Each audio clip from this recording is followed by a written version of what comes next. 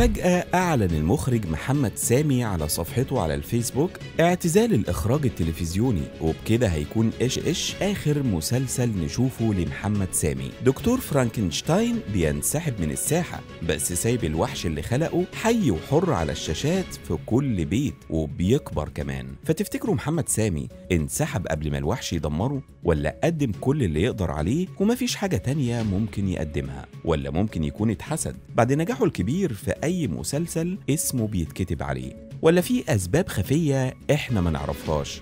هل في منتجين أو مخرجين تانيين شايفينه خطر عليهم، ولا خلافات شخصية قلبت لمؤامرة؟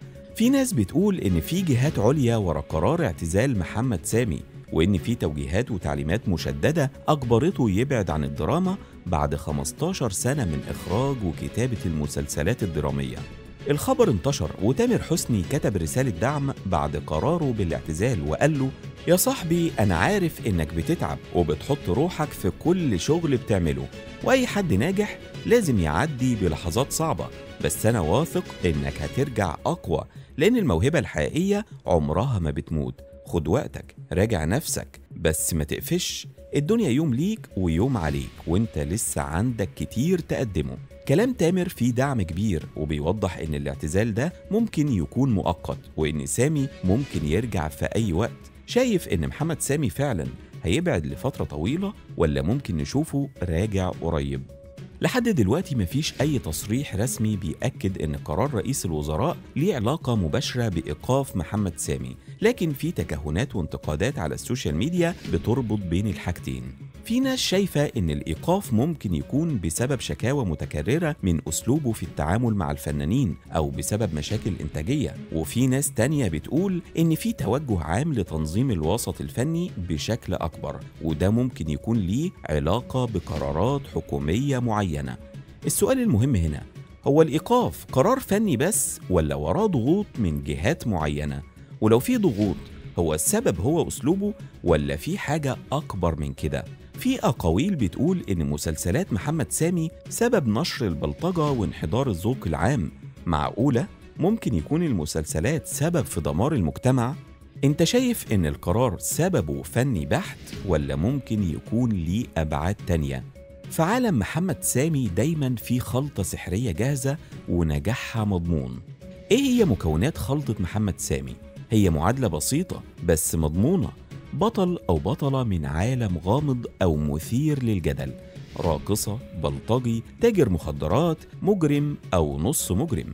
شخصيات صادمة بس مش بتتعرض للنقد، بالعكس بيعرضها بطريقة تخلي الجمهور يتعاطف معاها أو ينبهر بيها. محمد سامي عارف كويس إن الجدل معناه دعاية مجانية، ومعناه مشاهدات، فكل ما القصة كانت صادمة كل ما الجمهور اتكلم عنها أكتر، حتى لو بالنقد. يعني مجرد إننا قاعدين نحلل المسلسل ده دليل على إن الخلطة نجحت. في كل مسلسل في جمل أو مشاهد بتعلق مع الناس وبتتحول لترند، زي مثلا جملة أنا راجل ما بتهزش، مدي إيدك واصرفي زي ما أنت عايزة، وده بيخلي المسلسل ينتشر بسرعة. إنتاج ضخم بيظهر في ديكورات وملابس وتصوير فخم يبهر عين الجمهور، فيحس إنه قدام حاجة تقيلة. والأحداث دايما على مسرح الشوارع الخلفية للمجتمع، الحارات الضيقة، الكباريهات، السجون، القصور اللي من بره فخمة ومن جوه مليانة أسرار. البيوت مش مستقرة، والعائلات دايما في حالة حرب، ومفيش علاقة طبيعية بالإخوات أو الأزواج. نيجي للبطل.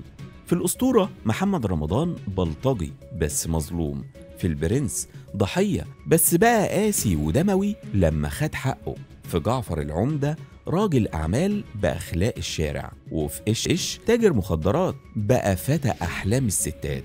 أما البطلة مش بنت طيبة مستنية فارس أحلامها، البطلة قوية جريئة وماضيها دايما في أسرار تقيلة.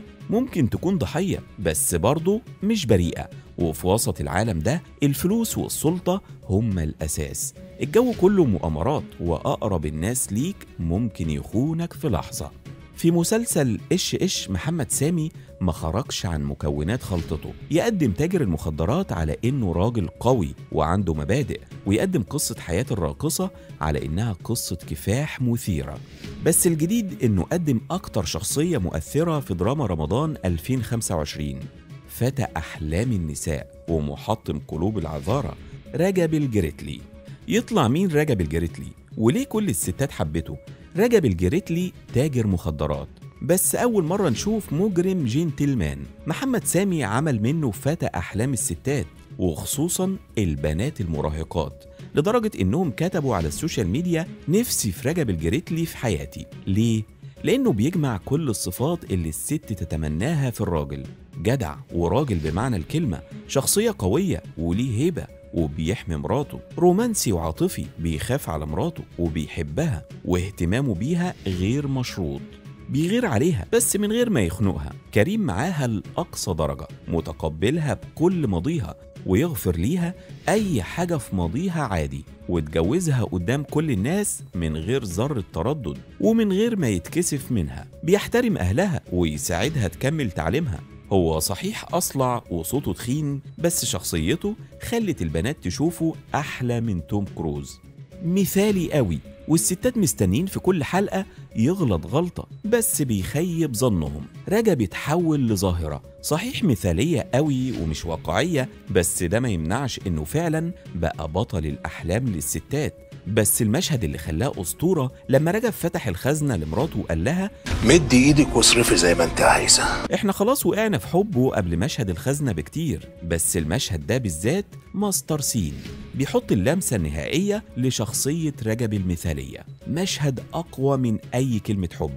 ومش هتكلم عن تأثير الجريتلي، طب تعالى كده نشوف تأثير الجريتلي على المعسكر الرجالي. هتلاقي العكس، شخصية رجب الجريتلي مستفزة جدا لأي راجل، لأنه عمل معيار مستحيل للرجولة، مفيش أي راجل طبيعي هيقدر ينافسه. وزي ما الرجالة بيقارنوا الستات بالممثلات وعارضات الأزياء، البنات بقوا يقارنوا الرجالة برجب الجريتلي. مستنيين رأيكم في التعليقات، ممكن الصفات دي تكون موجودة في تاجر مخدرات أو صبي رقاصة؟ ولو في حد في حياتكم زي رجب كده اعملوا له منشن. ونسيب رجب دلوقتي ونيجي لمسك الختام. سامي حسين بيقدم وجبة قطايف مسكرة تملى القلب والعقل، بس خفيفة ما تعملش تخمة ولا عسر هضم. برنامج من كتر بساطته تستغرب ازاي مفيش حد فكر يعمله قبل كده، وفي نفس الوقت ازاي الفلسفة والدين يتقابلوا في نص الطريق في نقطة سهلة مفهومة ومريحة من غير تعقيد. قطايف بيتعرض على اليوتيوب، لمحات من الحياة في دقايق بتمس كل إنسان، بيعرضها سامي حسين بطريقة روحانية، قيم وأخلاق بعيدة عن أسلوب الوعظ والبرامج الدينية التقليدية. البرنامج عمل أعلى نسب مشاهدات رغم إنه مش بيتعرض على التلفزيون، وإن كان يستحق العرض على كل القنوات. الدنيا حلوة يا جماعة من غير أكشن، وإحنا بنوعدكم مع ميستري نيوز عمرك ما هتضرب بوز. وما تنسوش تعملوا لنا لايك وشير وتقولوا لنا رأيكم في التعليقات.